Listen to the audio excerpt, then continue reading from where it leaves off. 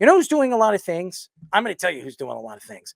I am going to tell you he's doing a lot of wrong things, and that's Deion Sanders, ladies and gentlemen. Said in his press conference yesterday that two reporters and the media are jealous of college football players making money. He added that they never attacked college players as extreme as they do now, and that is because they have envy. Stephen A. Smith defended Deion's comments, saying that he wasn't attacking all reporters. ESPN's Paul Feinbaum attacked Deion, saying that he said something that was never true about college football media. There was also a lot of controversy with Shedeur Sanders not shaking his hands with Colorado State quarterback Braden Fowler after Saturday's game. Fowler said the hype and the media train of Shedeur can only get you so far. Of the 34 players in with NIL deals over $1 million, $1 million, three players are on. Three players are on Colorado with Travis Hunter and both Deion Sanders' sons. So it's not blind to see what's going on with Deion Sanders, and he compares, or he expresses his love to Travis Hunter. As a matter of fact, he says that Travis Hunter is as good a son as any one of his sons that are playing on his team. Why does he accept Travis Hunter as one of his sons? Because he's a superstar. That he compares Travis Hunter not only to him to be better than he was as a player at his age. Deion Sanders is 100% right about what he is saying about the press and everybody, reporters and even coaches, about what these players are making. 100%. They're jealous that they're making money and they're bringing in money, and they think that these players should not be bringing in millions and millions of dollars. I agree with Deion Sanders 120%. I agree with him that these players should have been making money for years. Now, with the league and what the NCAA and what, obviously what the NCAA is trying to do now is trying to figure out how to control the money that are going to these players. Obviously, with the endorsements that they're getting and the advertisements that they're getting through, obviously, the way they play the game on the football field, it's great that these players are making money. Johnny Manziel was bringing in money for selling autographs and selling jerseys, and he was doing it illegally. Now players could do that. They can actually go to signings and sports card signings and sign sports cards and make money off of that. The problem is that it's not just these three players that are stars on their team. They stand out because obviously Travis Hunter is one of the best two-way players in the league in college football, and probably one of the best two-way players we've ever seen. And then obviously Shedeur Sanders is expected to be a first-round draft pick because of who his father is. And his other son is a pretty good defensive player. Not a great defensive player, but a pretty good defensive player. I think he's a safety, if I'm not mistaken. Hybrid corner safety, yes. Yeah. So I could understand why Fowler came out and took shots at Shedeur Sanders. Now, I agree completely with Fowler. And the reason why is Braden Fowler actually went and tried to shake Shedeur Sanders' hands. Shedeur Sanders made it every way possible not to go out there and present his hand out like any quarterback would do after the game. And to me, it shows bad sportsmanship. And Shedeur Sanders is predicated. He's the face of Colorado and Colorado State football. He is the face. He's going to be a first-round draft pick. Deion Sanders can't be just the face of this organization and what the school is doing. Shedeur Sanders has to be the face. He is the star quarterback. He is, quote-unquote, the franchise. So he should be going out there at the end of the game, win or lose, and shake whoever's hand or whatever quarterback he's playing against, no matter how well he played or how much he hates the other quarterback. That shows bad sportsmanship. As far as Deion Sanders is concerned about, college football and the media doesn't like him. Why doesn't the media like him? Because of what he says on and off the field. And this isn't the first time that obviously Deion Sanders is taking shots at the media. Okay. He's been doing it for the last couple of years. Even when he was at Jackson State, he was attacking the media. They had a documentary following him around with their cameras on Jackson State. I think it was on Prime, if I'm not mistaken, or Apple, whatever, one of those channels. He was doing it, and they followed him. They're still doing it with Colorado State. He loves being center stage. He loves being on camera. So if you love being on camera and you love going out there and speaking to the media and saying what you really feel, well, you have to take the smacks. And you can't handle the smacks. When the media comes at you because you have won how many games in the last 2 years? You've won 4 games or 5 games in 2 seasons. That tells me that you can't handle the attacks from the media. If you're going to go out there and say that you're the best and you got this and you got that and you're this and you're that and you can't do it on the field, of course the media is going to attack you. Of course the media is going to say what they feel about you. And your sons are center stage of it. You know why? Because your son is expected to be a first-round talent. Is he not? And honest to God, even though his numbers show that he could be a first-round draft pick, he's played nobody. He's beaten nobody in the first 3 weeks of his NCAA final year season. Okay, this is his final year. This is his senior year, and he has done nothing. He's beaten nobody. When he goes out and plays a top 10 team and beats them and puts up 350 yards, then come and see me. But you're not the player that you think you are, going out there and playing second-tier quarterbacks in different conferences that nobody even knows about. Yeah, even regardless of the skill set of Shedeur Sanders, like the leadership traits are continuing to dwindle down, where you're not trusting him to be able to hold accountability for himself, where he's blaming his offensive line we were talking about last week. Now he's not shaking another quarterback's hand just because he made a comment about you. Yeah, you're one of the most famous guys in college football with all these likes and stuff like that. Yeah, own up to that. Embrace the fact that you won. Shake hands with the other quarterback. That's not hard to do. And then he's doing all the Who's he beaten? Who's he beaten? Yeah, no, he's only beaten Colorado State. That's the first win of the season that they got. And who's Colorado State? Where are they ranked? Mountain West team. No, where are they ranked? They're not even ranked. They're not ranked. Okay? He's won 1 game, and they're not even ranked. Not even ranked. And they almost beat him last year, too. Not even ranked. And he's out there not shaking somebody's hand because he said something about you? Come on, man. What are you going to do in the NFL? Right. What are you going to do in the NFL? You have professional athletes. You have men. You're the leader of that offense. That means those offensive linemen, are they going to follow you around? Are you going to do what your brother did and you're going to claim bankruptcy? I mean, every single year, you're supposed to go out and spend some money on your offensive linemen and take care of them and make sure you're looking out for them. Are you going to say, you know what? I'm not spending my money on these guys. I'm the star. I'm the big guy. I mean, Geno Smith did that. Where did that get him? A broken jaw. That's what it got him. Yeah, and again, regardless of his traits as a quarterback, which still can be perceived as good, because I think he does have some good traits. But even so, like we were talking about it, like you think he's a first-round draft pick? I don't think he should be, but I think he could be just on his name. I would not, based on the leadership traits, trust him as an NFL quarterback whatsoever, because he was isolating players away from college. We were talking about it like about 3 months ago. Like that's why a lot of those kids had to transfer. Like they were taking shots at him because he didn't care about certain players. And that's a bad look in itself. Now going to Deion's comments, this makes the most sense about the most logical things he said this offseason, because everything else has just been asinine. Stephen A. Smith, and we all know he's like a butt fetish of Deion Sanders, just like he does it with Floyd Mayweather. When Floyd Mayweather, everybody was stacking Floyd Mayweather. Who did he beat? Who did he fight in their prime of their careers? And he was out there. Floyd's the best. This, that. And Stephen A. Smith, he's a star. He's the face of ESPN and First Take. Great for him.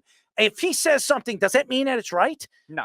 It doesn't mean that it's right. And of course he's going to stick up for Deion, because him and Deion are butt buddies. Right, of course. And I think as well, Deion Sanders does make a good point about, them overblowing the fact one's going to grab one cheek, the other one's going to grab the other. He is right. Might as well. Maybe, Speedy, you grab one of their cheeks. No, I'm not doing that. You grab the left one. I'm not grabbing anything. You grab somebody's cheek. No. All right. We'll have Fish grab your cheek, and you can grab his. Nobody's grabbing. Show everybody what you can do when you grab cheeks. No cheeks? No grabbing? No. No cheek grabbing? No. Okay. All right. But I tried. But going back to Deion Sanders' comments with the media, I think he's right to an extent about the players being questioned for making money. Now, I do think Paul Feinbaum is also right in the fact that it's not the only thing the college football media focuses on. They're always going to downplay a team that's either overrated or a storyline of like something like Florida or Florida State, like we were talking about a lot. Notre Dame, when they lost earlier this season against Northern Illinois, they were overblowing that kind of thing. And they'll decimate that more a lot than they will in terms of the the fact that players are making money. They don't scrutinize players for making money as much as they're thinking. I think a lot of the college football reporters are younger. They're much more progressive, and they do agree with that. It's more of the coaches, like we talk about, the Dabo Sweeneys, the Lane Kiffins, that are taking all these shots at players making NIL money and stuff like that. I don't think it's as much of the media all over the place. Deion's right. There's some of it, but not all of it. And that's where I think he has to stop being a distraction and make everything about himself again. Yeah, here's the thing. And again, I want to get Fish involved with this because he's a coach and he coaches high school football. And I'm sure he has his own thoughts, the great Deion Sanders, because Deion Sanders is just some of the outlandish things that he says on and off the field, irks me. And it kind of, he's not wrong about some of the things that he has said on this, especially saying that the media is jealous of them, because they are. Why wouldn't they? These kids are 17, 16, 18 years old, and they're getting an NIL deals worth about $1 to $2 million. They're making more money than these guys have made in 2-3 years as media with the media credentials that they have as writers. They make pennies compared to what these players are making now. But guess what? They earned it. You earned to get a job after you graduated from college. You wanted to do communications. You wanted to be a writer. It's not their fault that you get paid pennies to $1 because you're writers for a no-name newspaper or magazine. Nobody gives a crap. Okay. The fact is, these players have a chance to make money for their families, and obviously to stand out to help their friends and their family. That's fine.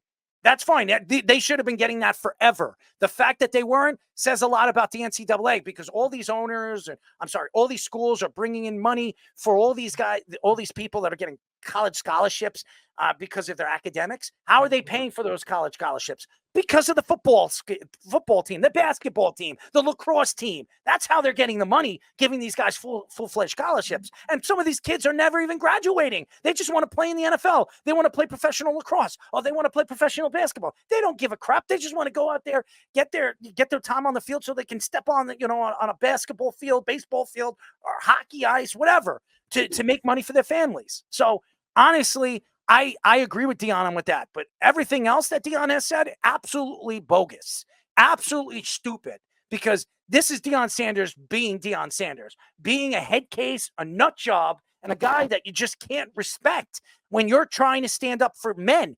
You talk about treating these players like men, and you don't want to go over there to the NFL, but then you have the balls to go out and say, hey, you know what?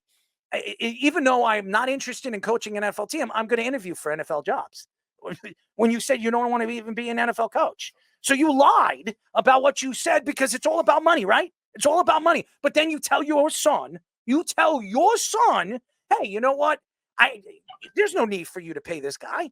Even though you lost a court case, you permanently injured this security guard for $13 million, and he wins $13 million from your son, and this guy's going to make millions and millions of dollars probably as a football player. You're making millions and millions of dollars. You're going to tell your son to claim bankruptcy just so he can't get any of your money? That's despicable, and that's all I'm going to say about Deion Sanders. At the high school level, they don't want circuses. The high schools, that's the last thing they want. There's not a single high school that exists that's looking for this. College, however, for some reason, they seem to entertain this. And Deion is the one that is bringing the circus to Colorado. It's on full display at this point. His son is being bandied about as being the top overall draft pick.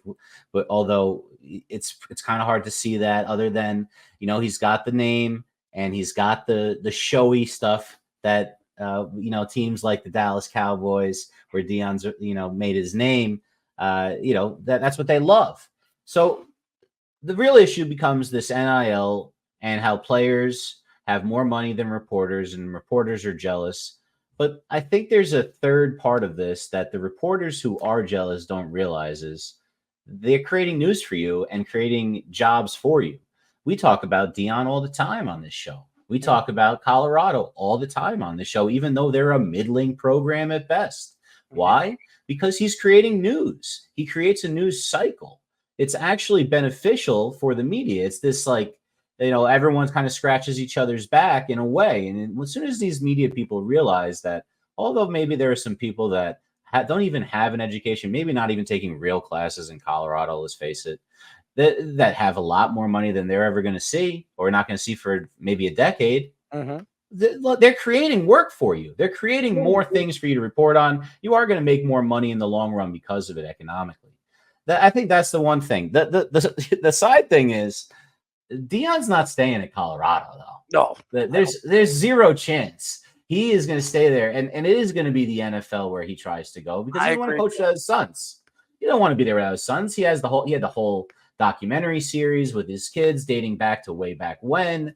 This is his journey with them to the NFL. It's going to be a show. It's going to be a circus, and it's going to be great ratings and very entertaining to watch, whether it fizzles in failure or they end up being great. Oh, it's going to be a failure. It's going to be. I mean, we think it might be a failure because of the character. I don't think it's going to be a failure. There's no look at what he's doing right now at Colorado State. Come on, look what he's doing. I'm sorry, not Colorado State, at Colorado. Look what he's doing. Look what he's doing. It's a joke. It's a joke. You're going to tell me everything you said about what you're going to do over there and bring Colorado to, out there to be a national championship team and be something to stand for, and all the fans and all the people, all the kids that are going to watch football games, you're going to want to go and watch those Colorado games? Really? What is there to look at? What is there to watch right now at Colorado? Nothing. There's nothing. Actually, there's more laughter than anything to watch. I mean, Deion Sanders, I like his white beard and his white hair more than I care for watching him on the sidelines call the play. I mean, honestly, Deion's one of the greatest defensive backs we've ever seen. There's no argument to that, and nobody can take away his superstardom on a football field. But as a head coach, what has he done? Because he coached at Jackson State. Jackson State, what the hell is Jackson State? Then he goes to Colorado. He's not even playing in the SEC. He's not playing against these top programs, and he stands for this. Who did he beat that was any good as far as a top program? Honestly. You got his best chance last week, and then they got blown out by 35-10 or something to the great Matt Rule. I mean, honestly, he hasn't beaten a real top program since he's taken over Colorado. So I don't want to hear it anymore. I don't want to hear about, oh, this and oh, that, and my sons and my this and my that, and oh, Hunter's the best player I've seen since myself. I mean, I don't want to hear it. Let's see Hunter go to the NFL and become the star that everybody thinks he's going to become. Then we could start talking about what Hunter is. We all know what Shedeur Sanders is going to be in the NFL. An absolute bust. And he's not you. He'll never be you. So stop trying to compare his skills and his athleticism to you. Because he's not you. And I'm tired of hearing it. Honest to God, I don't want to hear it anymore about Shedeur Sanders and what he's going to be in the NFL. Because I've already seen what he could do in college football. And I'm tired of it. He's beaten nobody. He's not every good defense that he's played against, he's been a joke. Last season, the top 3 defenses he played against. The top 3. Remember when he played Oregon? Remember that? Oh, yeah. How good was he in that game? What did Dan Lanning do to him in that game? I mean, seriously. I mean, come on. Let him go and play Alabama. Let him go play Georgia. Let him go play the top SEC schools and see how he does. Let's see what he does. Because I'll tell you this. Say whatever you want about some of these quarterbacks that go into the NFL. They played against top teams. Bryce Young, say whatever you want. Bryce Young played against the top SEC teams in the country for 2 years, 3 years. And won a Heisman. What the hell did Shedeur Sanders do? Nothing. He's beaten nobody. But his father says he's the greatest thing since sliced bread. Because Deion Sanders says it is. That's why it is. Get out of here. And Stephen A., please stop kissing his ass. You want to get on your hands and knees and kiss his ass? Pull his panties down. Speedy will help you. No, I won't. But I'm sure Stephen A. Smith will help with NIL deal. Hold your legs down, all right? I'm not involved, but I'm sure Stephen A. Smith will want to help with Shedeur's NIL deal. I don't know. I don't know if Stephen A. Smith is needed. I mean, it probably isn't, but knowing him, he'll probably do it. I mean, everybody's preached this guy to be like something like Arch Manning. I mean, Arch Manning, we already know what this kid's going to be, okay? His uncles were that. His grandfather was that. His father was a great, wide receiver, probably more talented than his brothers were before his back problem. Yeah. Okay, we already know what Arch Manning is going to be. When he steps on it, he can run and he can throw. Okay. So he's better than his uncles were at the time that he is, right now at his time over there at Texas. I am going to tell you this right now. I already could predict what he's going to be. I'm going to tell you right now what I think Shedeur Sanders is going to be. He'll be a first-round draft pick. No question that he will. He'll be a top 10 pick. No question. Whoever drafts him in 2 years is going to be looking for a new quarterback. You can book it and sell it however way you want it. That kid is Zach Wilson-esque, period. And Zach Wilson actually beat pretty good schools. I mean, he actually beat better schools than Shedeur Sanders has. And he has more wins than Shedeur Sanders had in one season in his 2. So I rest my case. Sold to the guy in the corner playing with himself. Right, Speedy? Anyone want to auction for Shedeur Sanders and Zach Wilson might have another thing coming. There you go. I mean, what are your thoughts, Fish? Do you disagree or agree with any one of the things that I said besides, hanging out in the corner? Well, as far as the hanging out in the corner, I'm not going to say that's going on, but I'll tell you this: Shedeur Sanders going first overall is a possibility in today's NFL. It's a possibility. Now, I made a bet with Keith, I believe, a week or 2 ago. He'll go to the Giants if he doesn't. No, I'm telling you, there's no way Mara takes him. But they got that he won't go top 5. And the only thing that Keith would have to do is actually talk about what we're talking about on the show when he calls in. So I still think Shedeur Sanders is probably not caliber guy that you want to take number 1 overall. But the year, Baker Mayfield was taken number 1 overall. No, they weren't saying that about him at the beginning of the year. You don't know. The guys could rise up. He could be, he could really improve some of his decision making out there while he's on the run and protect the ball a little better than he did last year.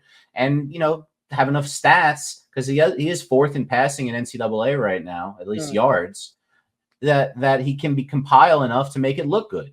Even though we know he's not playing any defenses that are worth a damn. So it's one of those things where teams may take a chance on him. I really don't want it to be the Giants. I'll tell you that right now. I hope it is the Giants. It'd be funny. I would love to watch him play for the Giants. And that's something that Joe Shane would do if he's still there. That would be so fitting to watch Joe Shane draft Shedeur Sanders as the number 3 and number 4 pick, or even the number 2 pick. That would be great. I'd have something to laugh about. That's for sure. We should reenact how that conversation with Mara would go, because we already saw it in Hard Knocks. They go, we could just lose Saquon. Yeah, it's not a big deal. We're fine. Yeah, you saw him walk out. You see how angry he was? Can you imagine how he would have to convince him? Oh yeah, Shedeur Sanders, great family, great track record. I will no say character issues. John Mara was very happy when Saquon dropped that ball on Monday Night Football. I'm sure he was. See, that's why I'm not going to lie. I laughed. I laughed. I'm sure you did. I felt bad. I did. Because that's not his fault. Everybody's going to blame Saquon. They were still winning that game. They were still in a lead. The fact that he didn't run in, they should have never let Atlanta take the ball all the way down the field. That was terrible coaching. Terrible. They couldn't stop him. And Kellen Moore, oh my God, he is a horrible offensive coordinator. He is tremendously stupid at some of the play calling in that game. Oh my God. In the third quarter, some of the play calls, I don't know if you guys watched the whole game. It was horrible. There was like 5 minutes left and the Eagles had the ball and he kept running the ball with Jalen Hurts. I mean, that's putting Jalen Hurts at risk every single time he runs the ball. And he's just, go ahead, run the ball. Run the ball. Yeah, that's smart. Yeah. Look what he did with Dak Prescott. Jesus Christ. Who's the offensive coordinator when Dak Prescott hurt his leg? Kellen Moore. I always thought Kellen Moore's biggest issue was he gets stuck on repeat, where like he just gets stuck running the same, plays. He's like, oh, this play worked last time. We'll do it every time till it works. Doesn't work anymore. Well, don't do that with quarterback run. What are you doing, Kellen? That's not in the NFL, at least. I mean, maybe a Don Bosco prep, in Tommy DeVito back in the day, they could have got away with that. Tommy, wonderful. We'll bring up Tommy DeVito. When the going gets tough, bring Mr. Moneyman himself, who hangs out in the Hamptons trying to pick up girls. Can't find anything but his hands when he goes to bed. Anyways, the Chiefs place Isaiah Pacheco on the injured reserve with a fibular injury and is expected to miss 6 to 8 weeks. The Chiefs brought back Kareem Hunt, who played with them from 2017 to 2019. The Colts placed Pro Bowl defensive tackle DeForest, DeForest Buckner on injured reserve with an ankle injury. The 49ers placed Deebo Samuel on the injured reserve with a calf injury, not surprised, after officially placing Christian McCaffrey on the injured reserve on Saturday. The Rams placed Cooper Kupp on the injured reserve with an ankle injury a week after losing Puka Nacua with a sprained PCL. CJ Mosley is unlikely to play on Thursday night against the Patriots, but the Jets say it is just a toe injury and not a foot injury. A.J. Brown and Justin Jefferson both suffered injuries in week 2, but both are expected to play for week 3. I wonder why all these injuries are happening. I would say it's the field, ladies and gentlemen. I don't know if you're watching the games, but every single NFL field is turf besides the Pittsburgh Steelers. And let me ask you a question. How many injuries has the Pittsburgh Steelers got over the last 2 weeks? Not many. I mean, they're pretty damn healthy right now. I wonder why. So I wonder what the NFL is trying to do here. Okay. They realize that the turf is causing so many foot injuries, ankle injuries, hamstring injuries, knee injuries, Achilles injuries. I mean, Jermaine Johnson, if that was on grass, Jermaine Johnson doesn't tear his Achilles. Did anybody watch that? His cleats got caught in the grass, in the turf. I don't know if anybody's watching this, but it's the turf. It has nothing to do with the players, their size, how fast they run, how fat the offensive linemen are, how fat the defensive linemen are, or how athletic they are. It means nothing. It is the turf. The turf is putting these players in harm's way. Did anybody see what happened to Christian McCaffrey? Did anybody watch that? Why do you think Christian McCaffrey has had foot problems really since last season? It's because guess where he plays? He plays with the 49ers. They have a new field, and it's all turf. It is turf. And by the way, they say the 49ers, they're not as bad as the MetLife Stadium, but they say they have one of the worst fields in the NFL. So Christian McCaffrey, Deebo Samuel, you have 2 superstar players. George Kittle's had problems with his ankles and his knees. Why do you think these guys have problems with all these problems with their feet and their ankles and their knees? It's because of the field. Isaiah Pacheco, did you watch that? That was a gruesome injury, by the way. I thought it was worse than it was. I thought his season was over when he practically got carried off the field. Okay? I don't understand the NFL. I don't understand what they're trying to do here. What is it going to take? Is it going to take A.J. Brown, Justin Jefferson, and all these guys, Cooper Kupp and Puka Nacua going down for the whole season for them to realize that it's the field problem and that they should just go out? They're making millions and billions and billions of dollars with these new TV deals. They keep complaining, and these owners keep complaining it's going to cost millions of dollars to change it back to grass. Who cares? You're bringing in 80,000 people to come and watch the game. That would probably pay off the field in one game. One game. It would pay off the field that you're going to fix and turn it into grass from turf. What is the problem here? Why doesn't the NFL see it for what it is? I don't know. Yeah, it's pathetic. A lot of the really guys that were listed too are of home teams that are playing on newer stadiums as well. The Rams, obviously, they were playing on the road in Arizona this week, but Arizona was a field that was questioned with the Super Bowl with the Eagles and the Chiefs for having those bad injuries and causing Jalen Hurts to fumble and all that. And so there's been question marks there, obviously, too. And you look at, I think, besides the Packers and the Bears and the Steelers, like you said, I think even the Steelers have some kind of hybrid turf as well. So they're not even technically that. They're the only 2 natural grass fields fully. Now, that's where Buckner got hurt for the Colts, playing in Green Bay. And besides that, everything else is a modern era, either outdoor stadium like Jermaine Johnson playing in Tennessee, or these newer domes. The Rams, big newer dome. They want this big futuristic LA stadium. The Vikings had the new stadium too with Justin Jefferson. He's been hurt the last 2 years as well. So yeah, it's definitely something that has to get fixed. Also with the non-contact injuries. You were talking about Jermaine Johnson's cleat getting caught too. How about Dre Greenlaw in the Super Bowl, injuring himself trying to walk on the field in Vegas? He wasn't walking. He was running on the field, and he got his cleat got caught in the field, and he slipped.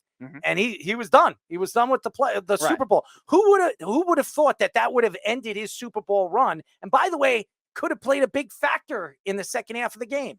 By the way, he wasn't even he was able to play at the beginning of the year, but there was thinking that he wasn't because of that, just because of that kind of injury. And we've seen many of those probably since 2017, these non-contact injuries with how fast the game has gotten, how much offensively schematic motion there's evolved in as well. You're going to have these kinds of things. So give what the players want. There's so many players, including Cooper Kupp, who got hurt recently, who started the trend 2 years ago of asking for turf. Or asking for grass field, not turf. And he was one of the main transcenders with the NFLPA doing that. And now you're still seeing an issue today where 2 weeks into the season, we have a lot of big guys down. At high school level, you prefer to play on turf, but mostly because you're not going to get grass fields that are finely manicured like you would see in the NFL because it slows you down. The grass is too high. But I don't see this kind of injury rate at the high school level from non-contact injuries. You don't really see that. Maybe it's because you're older and more wear and tear on the ligaments and things like that, or maybe it's just because they're going so much harder with so much more force because of these machines they are, and the speed of the game. And I would lean towards that. At the NFL level, the reason why they're not doing it. The reason is money, and money to be kept by the owners who have multi-billion-dollar organizations that for some reason can't spend a few million on making sure their players are healthy and safe. They said it was going to cost them, I think, if I'm not mistaken, between $4 and $6 million. Is that going to break the bank for these owners? Honestly, $4 to $6 million to keep Micah Parsons healthy, Dak Prescott healthy, all your superstars that you're paying hundreds of millions of dollars to. And you still have to pay them if they go down. It makes no sense. So what the answer is. In the next CBA, they're going to ask the players to chip in close to 50% of this kind of funding that would go to the turfs. It's not right. They should pay for it all themselves, in my opinion. They're the ones that are providing the venue, but that's how it's going to go. They're going to ask. And then that's the only way it gets fixed. Or everyone just keeps their money. We just keep letting people get hurt. We just keep seeing people blow Achilles, blow ACLs. No one's touching you. We're in the middle of the Super Bowl. An impact player can't play the rest of the game, and had a big impact of him not being there on the rest of the game, in my opinion. It's a problem. Oh, it's a huge problem. I think the NFL needs to figure this out and a lot sooner than later, because you lose superstars like this. And they don't even know when Christian McCaffrey's coming back. They have no idea. They put him on the injured reserve. That means 4 weeks. He's already missed 2 weeks. You're talking about maybe week 7, week 8 until Christian McCaffrey. Anybody that drafted him, he was the number 1 pick in everybody's fantasy draft. You're screwed. Your season is the over. Worst year ever to have number 1 overall pick in the history of fantasy football if he misses half the season or more. Ever. That's never happened. Because he got hurt. They did, next day. Now, Puka Nacua is a top 10 pick. I drafted him in one of my leagues, and I don't have him for at least 4 to 5 weeks. I mean, Cooper Kupp, who's my steal in the 3rd round, and I was so happy. At first week, he went down in the 2nd week. He could be out for 4 weeks. No Cooper Kupp. I mean, and it's killing me. It's just killing my fantasy league. So, I mean, I lost against Speedy. I put up 160 points, and I still lost because Speedy had one of those all-time weeks. Made me sick to my stomach. I was the lowest scoring team the first week, and then the highest scoring. Oh no, I think someone got 190, but I was the second highest scoring team last. And I was the 3rd, and I lost. Makes me sick. So it happens. That's fantasy football. I'm 0-2 in Mikey C's league, and I was rated, very, very high. I thought, but guess what? My guys are just not showing up. They're just not showing up week by week. I'm hoping that right now I'm expected to lose this week. Let's hope one of my guys actually show up and actually put up the numbers. We can only pray. But who's surprisingly killing me in my league? It's Mahomes and Kelsey. I took the 2 of them expecting Mahomes and Kelsey. Kelsey has like 40 yards in 2 games. I told you already not to. But I mean, that's crazy. That's a crazy drop off. So I'm kind of hurting there. I didn't expect Kelsey to. I think this is Kelsey's last year. I'm honest to God. I've been telling you, he signed a 2-year extension, but I don't think anybody's blinded to see what's going on. He's still with Taylor Swift, which means to me that he already said he doesn't want to get married until he's done with football. If he retires this year, I could see him marrying Taylor Swift and going off to the sunset. He just got $100 million. Him and his brother just got $100 million on their podcast. He doesn't need to make money playing football anymore or getting hurt or beating his body up. He only came back this year. It's because they're three-peating and they have a chance to three-peat, and he would be the first team to ever do that. He wanted to be a part of this. If they don't three-peat this year, I guarantee you he retires. There's no way he comes back. So I know everybody's sitting here. And by the way, they got so lucky this past week against the Bengals. They got so lucky. And you know what? NFL again, trying to make Kansas City look like they're the superstars that they are. That game was practically handed to them too, just like the first game. It's just, I feel bad for the Bengals. They did everything right, throughout the game, except maybe the fourth quarter not stopping. That zone play calling. Yeah, the zone play calling in the fourth quarter. I didn't understand that, but they outplayed the Kansas City Chiefs. As a matter of fact, Patrick Mahomes, and I've had him on my fantasy league for 2 weeks, hasn't really done anything. He really hasn't been great. But they're winning. But they're getting every call. Go look at it. Go look at the calls. Everything's going to them. I mean, there have been more penalties in both games to the opposing teams than it was to them, especially in big parts of the game. So, they had to call that PI at the end of the game, though, Errol and Speedy. They had to call that last one for them to win the game. You can't jump over the back before it gets there. It's just unfortunate. It shouldn't end that way. A game that good, but every Bengals Chiefs game seems to end in some kind of way like this. It's kind of amazing. Even if they're not, having great years, they always are like this together. They meet in the playoffs. I think the Bengals beat them. I think the Bengals beat them. I'm just letting you know, if somehow the Bengals make the playoffs, which they will, I still think them and Baltimore are going to make the playoffs, because there's no way Pittsburgh's going to continue doing what they're doing. And Justin, I love watching Justin Fields, even though he's not putting up big numbers. I love Justin Fields. He deserves this, and I love them. Mike Tomlin going over there to Russell Wilson and saying, "You're not playing." I love that. And Russell Wilson's biting his tongue because it's pissing him off. And there's every kind of excuse. But if you don't think Russell Wilson wants to play, he's itching to play, he is. But if Justin Fields keeps winning, even if he loses this week, you can't take him off the field. You can't. The team is behind him. And I knew this was going to happen. That's why Russell Wilson should have made sure he didn't get hurt. But, hey, shit happens, as we all know. Russell Wilson, future Miami Dolphin. Mm-hmm. Let's do the Raiders and Ravens. Go ahead. Yeah, the Raiders offense looked very good in the second half of that game. The Ravens secondary still struggling against slot concept, which they did last year. Spit it out. And the Ravens fourth quarter defense, like they did a couple times in 2022, continues to hurt them again.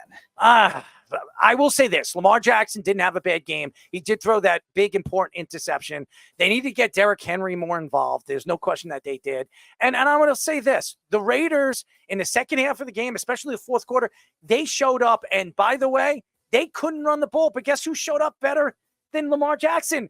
Gardner Minshew. He was the one that showed up in the game, and the defense was unbelievable in the second half. And by the way, Devontae Adams had a game.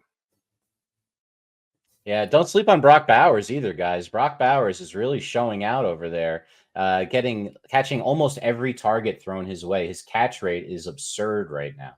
It's like the ball, and he bounces off guys. It's almost exactly what it looked like in college. This is the guy is going to be the sleeper pick of the entire first round, it looks like. All right, let's go away from the Chargers. Even though the Chargers are 2-0, which is pretty amazing that they're 2-0. They beat the Panthers.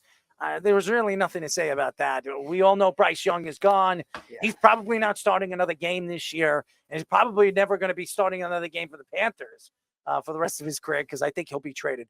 Saints and the Cowboys. The Saints offense? What is into them? Like, all of a sudden, they had no offensive line last year. They had no receivers outside of Olave and Rashid Shaheed, like you've been talking about many times. This immersion of that guy to be that type of thing. And their defense has held their own. We knew they had talent, but they were poorly coached for a while. Dennis Allen, who we thought might be the first coach fired, he looked good right now. He's looking good. They're playing good, and they've been unstoppable. Alvin Kamara's unbelievable. Derek Carr's finally figured things out. Say whatever you want. 11 for 16, 243 yards, 2 touchdowns. He did throw the interception, but it really didn't hurt him. And they're running the ball. They can run the ball. They can catch ball. And my guy, Mr. Shaheed, is the number one target right now in 2 weeks for the Saints. So whoever drafted him in fantasy, he did a smart thing. I did do a smart thing. Don't sleep on Olave. His underlying stats are really good. But I had Kamara in fantasy this week, and man, was that a lot of fun. That guy had his highest point output since his heyday in 2019 with over 40. Pretty impressive. 3 touchdowns, receiving and running the ball. Looks like he's got all the juice back, guys. That's a dangerous combination if they can throw the ball deep. And by the way, Dak Prescott actually, I know he had 2 interceptions. He was actually efficient in that game. Just so for all you Cowboy fans that say you can't stand him, 27 for 39. He was efficient. They can't run the ball. Who's running the ball right now? Ezekiel Elliott? Dak Prescott had, 4 more yards less than Ezekiel Elliott. They have no running game. That is the problem right now with the Cowboys. They can't find a running game. They're in big, big trouble. So for all you Cowboy fans that, see the Cowboys and Dak Prescott are a joke, boy, oh boy, you guys are out of your damn mind. I don't understand why everybody hates this guy, but he's hated. I don't understand it. I'm trying to wait until this thing pops up for the games. This thing is so – the NFL Network, their games when you go into the things are just absolutely slow. The Buccaneers and the Lions. Very impressive defensive showcase by the Buccaneers without Antoine Winfield, who was their best player last year. Still having an issue trying to get their pass rush going, but they held the Lions to just 16 points and really did not let them move the ball through the air very, very well at all. And Chris Godwin, let's give him some credit. He's the fantasy wide receiver 1 right now. He's having a phenomenal year. Phenomenal year, and Mike Evans will figure things out. I expect Mike Evans to figure it out. He hasn't had that breakout game, but expect him to do that. And Baker Mayfield, It wasn't with his arm, it was with his legs in this game. 5 carries for 34 yards and a touchdown, 12 for 19, 185 yards, 1 touchdown, 1 interception. It wasn't something that stood out, but Baker's got this team. They believe in him, and he's been unbelievable. The Lions, I don't know what's going on with him. Jared Goff has actually had a pretty good season, 34 for 55, 370 yards. He did throw 2 interceptions, but both interceptions were not his fault. That was just the wide receivers just not running the right routes, and that was the problem. But they're running the ball pretty well. This was a game Amon-Ra St. Brown actually showed up to play, but he hasn't really gotten open. They can't get him in the end zone. That's the big problem right now, and that's why they're losing these games. He can't get into the end zone. So that's what I see with the Lions. They got to get St. Brown involved and get him some touchdowns. Even in a loss, shout out to head coach Dan Campbell for running a fake punt in the first half inside his own 20 and completing it over the middle on a 30-yard pass. I mean, that guy, if he's not anything, he's consistent. That's just some wild stuff, man. He's out of his mind, but it worked because it's so out of his mind. Look, the offense didn't look great as far as making conversions. They still look like they're same guys. They're just not really clicking yet. It's still early in the season, but they definitely need to play better than that if they're going to be winning games in a tough division. Speedy, Packers and Colts. Oh, my God. What is going on with Anthony Richardson? Anthony Richardson still struggling with his efficiency passing. I think that has to get better for the Colts to be able to get better because their defense has not played well either. Fish, I know you like them a lot coming into the year, but their defense is not giving you a lot to the desires. The Packers, give them credit. They actually held their own against the pass, and their run defense still isn't great, but holding Jonathan Taylor under 100 yards, that'll win. Josh Jacobs was the reason why they won this game. I mean, controlling the line of scrimmage, 32 carries, 151 yards, no touchdowns, but averaging 4.72 an average minimum, league minimum as good as 3.6. He's over that. I mean, he was unbelievable, dominated the line of scrimmage, and they didn't need a lot of Malik Willis. They didn't need him. They just needed a big, large sum of Josh Jacobs, and I don't know what's going on with the Colts. I don't know. Anthony Richardson has not looked good. 3 interceptions in this game, 17 for 34, 204 yards, 1 touchdown. Jonathan Taylor had a good game, 12 carries, 103 yards. Why weren't you running the ball more with him? It made no sense. They keep forcing the ball down the field with Anthony Richardson, and this was his problem in college. I think that was the reason why they lost the game. Yeah, that's the big thing. He doesn't look like a winning player right now. I mean, wasn't a winning player in college, and he's just a super athlete that needs to learn how to play the game the right way. He might get better as the year goes on. He's got all the arm talent in the world. Made a crazy throw 2 weeks ago. He's got that talent, but he doesn't protect the ball. He throws bad picks. He's such an athlete that you think that he can come up with it. Alec Pierce has looked good as a receiver in the first couple of weeks. But that defense, you're right, Speedy. I couldn't believe it. They were so bad on run defense that Malik Willis, I don't even think attempted a pass more than a couple of yards until later in the game. It wasn't even necessary.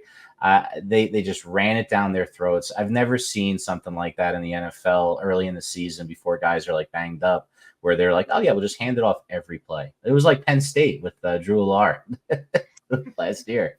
It was just like, or like, remember that JJ McCarthy game where he didn't throw the ball at all? Yeah. It was like that with Malik Willis because he's brand new to the team, and let's face it, he's Malik Willis.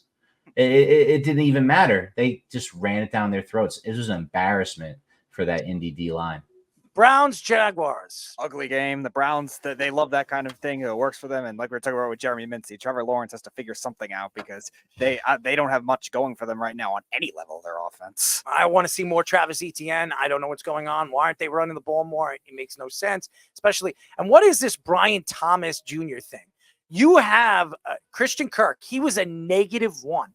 A -1. He's your number one guy, and he's a -1. That's a big problem. You need to get him more involved in the game if you expect to win the game. It's been a big problem, and I think that's the reason why they're losing. I'm not saying that because I drafted him. It just doesn't make sense how you have a guy that with a weapon like that and you haven't used him.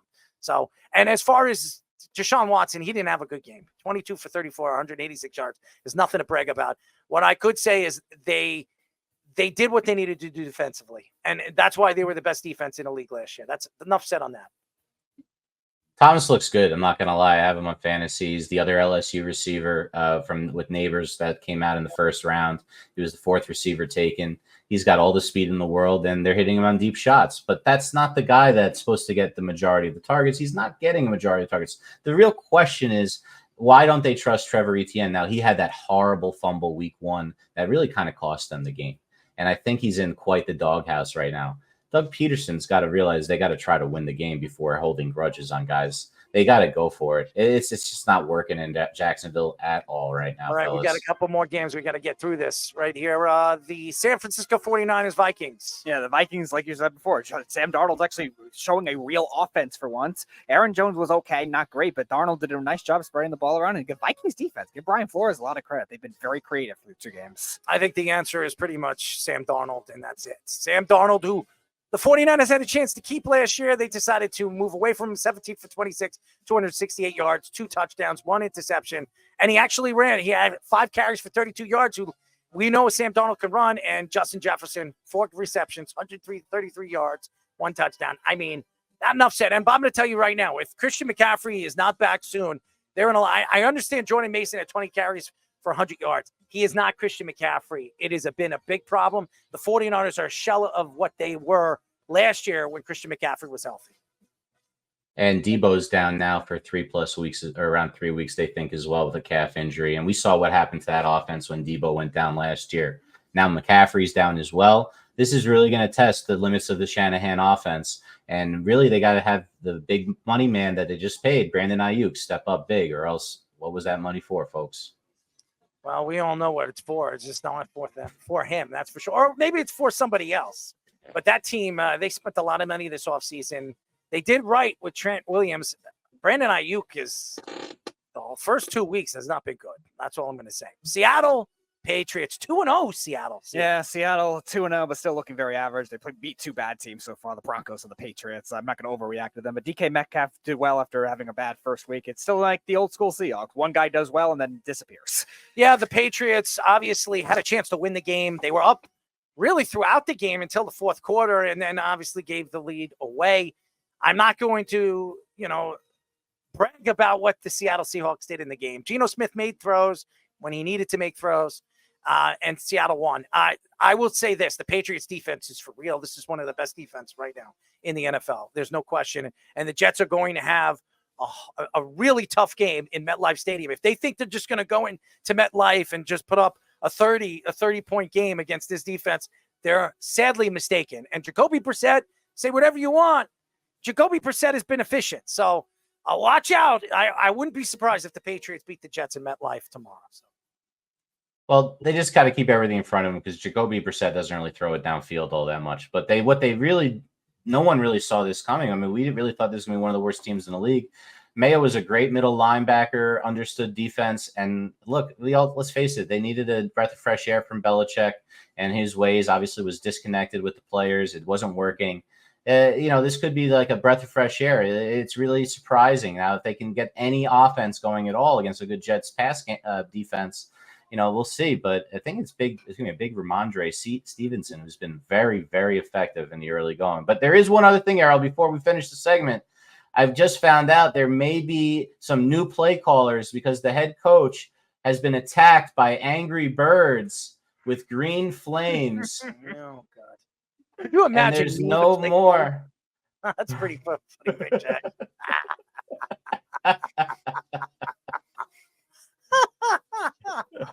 That's a good picture. That's pretty funny. Oh, man.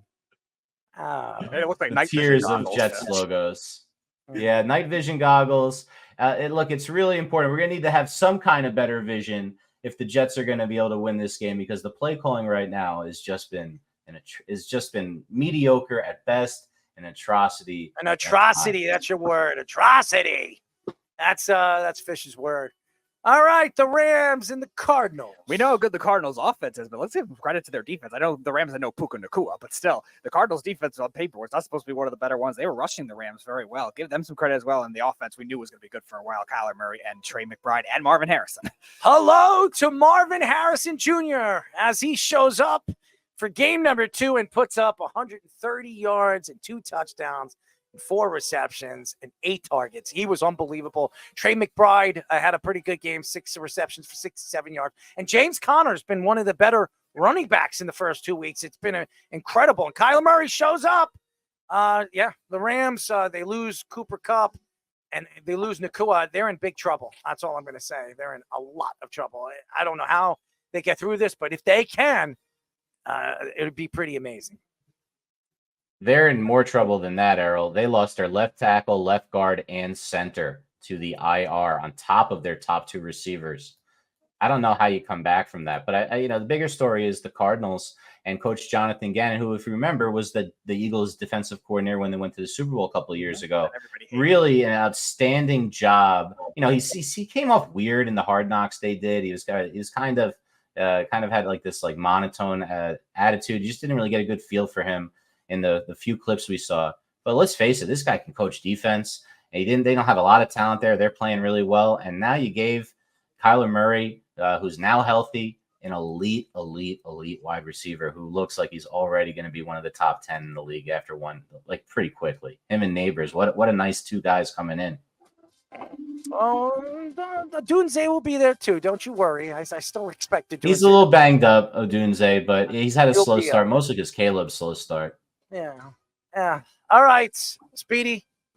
Steelers, Broncos, quick. Old school football for the Steelers, running and defense. Like you mentioned, that defense might be the best in football last week. I got him on both my fantasy teams. Woo. Yes. Yeah. I think this is the best defense in football. The Broncos are horrible, as we can see. Peyton might be looking for a job at the end of the season because this could be another bad year, and there's no excuses to this team. You paid Sean Payton a lot of money to come over here, and he's laid up a lousy goose egg. Not with one, you get your quarterback that you want. He's not playing well. You send Russell Wilson somewhere else. You're still paying him, and by the way, he's benched and playing. Dustin Fields playing in front of him. So I don't know. Broncos are horrible. Well, that's all I'm going to say. I would love to get Sanderson on the show to hear what he has to say about it. But that's it. If Fields goes 3-0, what's to stop them from trading Russell Wilson to Miami, who needs a quarterback? Let him. Seriously, why wouldn't that make sense for everybody? Get that guy out of the building and give Fields the keys for real. He needs to be given this. There's no reason to bounce it back and forth. Tomlin's not stupid.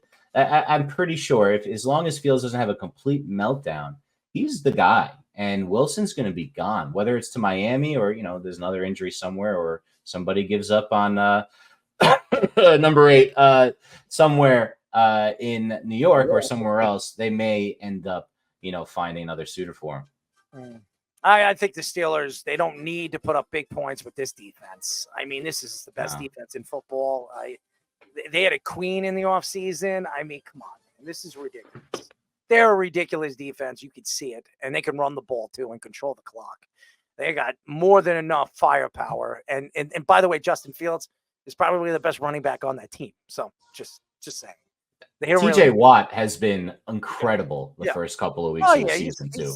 Dude, he's the best. Better than he's ever been, really. It's unbelievable. Yeah, he's the best defensive player in the league. It's not even an argument. Anybody, I mean, look where the Steelers got him, too. What a steal in the 20s. I don't think we have to say much about the Bengals and the Kansas City Chiefs. We already went through that. Bears and Texans. Bears offense still a mess. Caleb Williams, like you were saying, Fish, not really getting it going. Their running game still not getting it going either. The defense held their own against a good Texans offense, but their offense needs to find something. They're lucky they're 1-1. Okay, honestly, that's a great way to put it. The Texans have C.J. Stroud. I mean, he's having a pretty good year still. I mean, I can't say sophomore year. I think we know he's the real deal. So I think everybody in the league knows he's the real deal. And Bryce Young now knows he's the real deal. I mean, I'm sure Carolina's probably smacking themselves on not drafting C.J. Stroud. Big mistake. And it looks like this kid's going to be as good as any quarterback we've seen come out of a draft in a very, very long time. There's really nothing to say bad about the Texans right now. Yeah, too early to say anything about Caleb. He's going to have to develop, but I like CJ. Yeah, he looks like he's going to be good. It's just not there yet. Timing's not there. It could just be not a great offense in a coaching situation going on in Chicago, which we believe is the case. But I'll tell you what, Houston looks like they're for real again. They may be better than they've been. Nico Collins, it was never going to be Diggs number 1. Nico Collins is the real deal. This guy is a physical, great hands, good speed. He can do it all. And now you have Diggs complimenting him. Tank Dell hasn't even really gotten going yet. Schultz hasn't really gotten going yet. They got weapons everywhere. And that defense, it's really humming, man. That team could be really, really good. Really good. Hum, Speedy, hum. Mm-hmm. What the hell is that? What the hell are you doing with that? I was trying to do a hum and yodel hybrid. It didn't really work out. It didn't work for me. It's not a set. You have not sold that to me. Okay. I'm just letting I you wasn't trying to. All right, I'm just selling you. You didn't sell me. Anyways, the Falcons, Eagles. I mean, we spoke about this. It's pretty simple.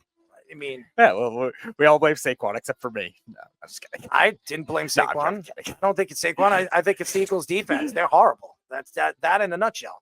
They could have the best offense, and they don't even have the best offense. Their defense, which they spent a lot of money on, they can't get at the quarterback. You have all these big guys, all these Georgia Bulldogs, and they can't do crap. That's pretty it. Oh, don't worry. Pretty much it. We Fitch and I were talking about another big guy they have. While Bryce Huff, the ex-Jet, might not be working out for them, give him some credit to rebirthing Mekhi Becton. Oh, God, please. Yeah, Mekhi Becton is playing guard for them and playing really well because, of course, he is. Of course, the Eagles figured that guy out. Just put a 6'8" guy inside and just let him maul people. Think of that, idiots. And I bet their tush push is even better now that he's there, too. Just imagine. They just have the best offensive line coach, the best offensive line going. They always reload, even without Kelsey. They're still mauling people. It's not fair. But guess what? They lost because their defense got shut down by that run game. The Giants still have a chance, man, because they're the two teams that everybody thinks is going to just completely pull away from everybody. They're 1-1. And the Giants are 0-2. Yeah, Washington's technically leading the division. If the Giants win this coming week, I mean, they could practically, if those other teams lose again, they could be in first place. Look, if the Cowboys and Eagles don't fix those defenses, this could be one of those years where like the 9-8 or 8-9 team wins the division and everyone's under 500. I want you to know something. I want all, and especially the beef that wants to blame Dak Prescott for that loss. Their defense is not good. Okay, it's not good. So keep blaming Dak Prescott on the losses. It had nothing to do with Dak. Yes, he threw 2 interceptions. Yes, in the fourth quarter, he made some mistakes. He was forcing the ball because nobody was getting open. You have one weapon and only one weapon, and you can't run the goddamn ball. That's all I'm going to say. So, and by the way, they can't stop a nosebleed. Okay, that Micah Parsons, he had a great first week. He looked horrible.